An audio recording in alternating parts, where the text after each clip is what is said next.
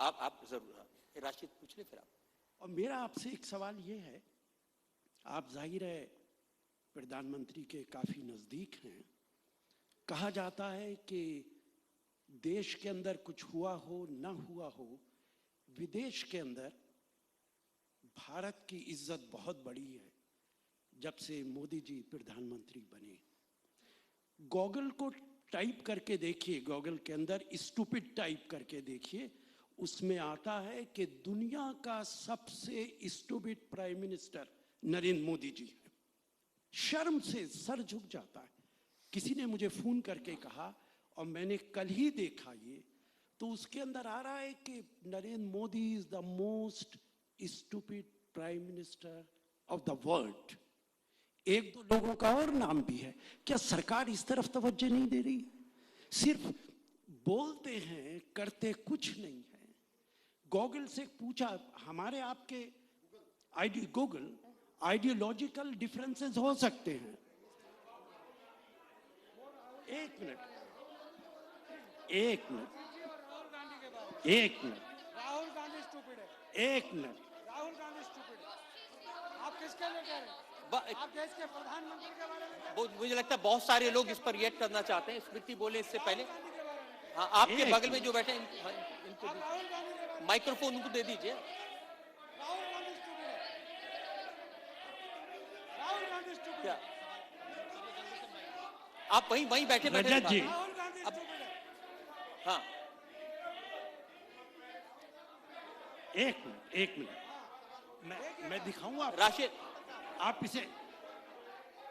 राशिद अल्वी साहब, बहुत सारे लोग ये कह रहे हैं कि हाँ रजत जी, देखिए सबके पास में आज तो मोबाइल फोन है। उन्होंने चेक किया, उन्होंने कहा ऐसा गूगल पर कहीं नहीं है।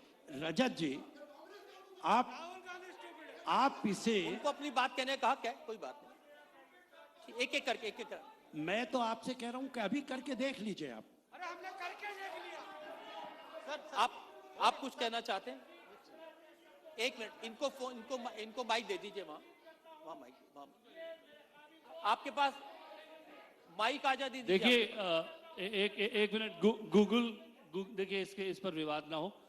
गूगल में मैं राशिद अल्वी साहब, मैं उम्मीद करता हूं कि मेरे काबिल दोस्त सबको वापस लेंगे। मैं समझता हूं कि इस तरह की भाषा का प्रयोग ऐसे ही शख्स और ऐसे ही ज़हनियत के लोग कर सकते हैं जिनके दिलों में इस बात का मलाल है कि जिनकी अपनी हुक्मरानी चली गई, जिनको लगता है कि हुक्मरानी इनकी विरासत है, इसी तरह के शब्द का इस्तेमाल करते हैं।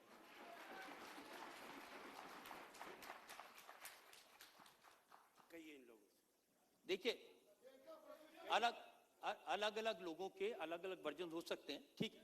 देखिए आप उनको दिखाइए। आई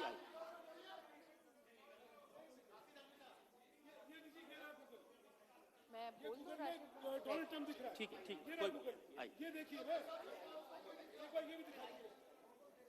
मुझे लगता है रजत जी, देखिए एक चीज स्मृति, एक ही चीज आप लोग अगर शांत हो जाएंगे, स्मृति कुछ कहना चाहती है इस बारे में। जी देखिए, आज जाकी रही भाव, गूगल के पीछे एक चीज सत्य हमें समझना पड़ेगा। कोई भी चीज हम सर्च करने जाते हैं, उसमें एक चीज समझनी चाहिए कि जाकी रही भावना जैसी प्रभि मुहूर्त तुम देखी वैसी।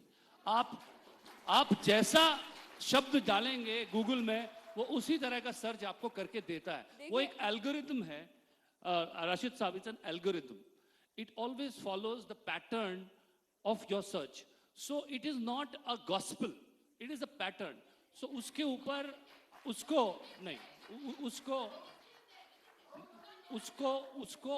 वो एक एल्गोरिथम है और उसको उस तरह से पढ़ा जाना चाहिए। और उससे जो है नहीं पर वो नहीं आपको, it's not a gospel, it is not a gospel, it's an algorithm. आप परसून, मुझे लगता है कि सबको अपनी बात कहने का हक है।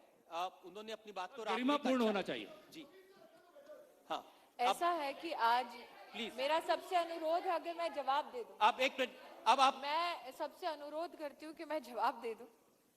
ऐसा है कि आज सार्वजनिक तौर पर दो प्रकार के प्रमाण आपको मिले।